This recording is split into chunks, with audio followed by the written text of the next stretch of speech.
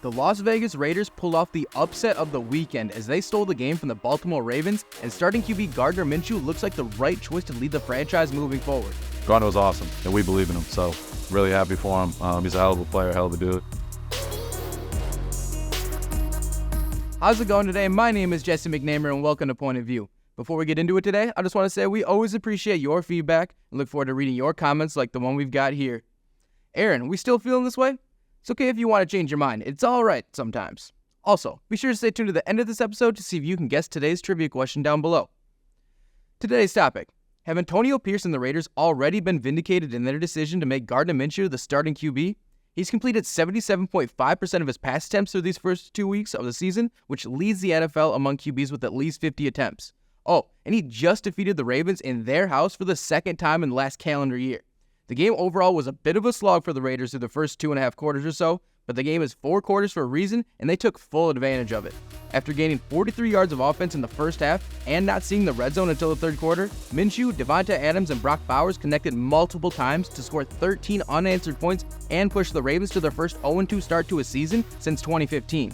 Minshew finished the day with 276 yards, a touchdown, and a pick on the day, as Adams and Bowers each caught 9 passes for over 90 yards, which is a Raiders record. And by the way, Bowers' 15 catches through the first 2 games are an NFL rookie tight end record. He and Minshew are already showing chemistry that you'd expect from 2 guys who have played together for a long time, and that can be shown in plays like this.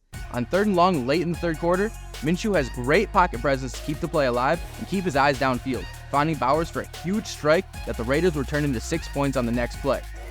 It was plays like that that changed the game after the offensive line was finally able to give Minshew some time in the pocket. He became the first Raiders QB to be sacked 5 times in a game and still win since Andrew Walter in 2006.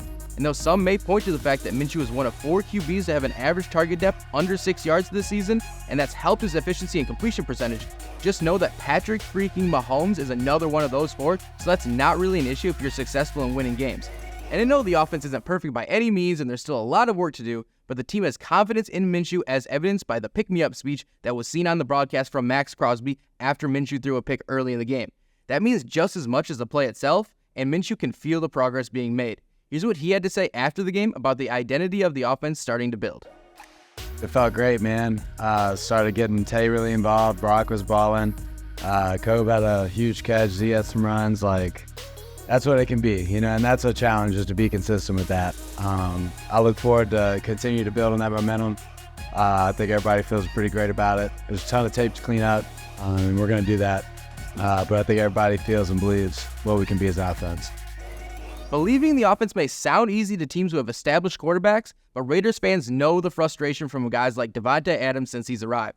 Antonio Pierce has a lot to do with the turnaround in the culture, but Minshew is making it happen on the field and making his coaching staff look really good by picking him as the leader of the offense. And this start to Brock Bowers' career was something we were expecting. For more on that, check out this past episode of Point of View. And the moment you've been waiting for, here's the answer to today's trivia question. We appreciate you tuning in this episode of Point of View, and we'll see you in the next one.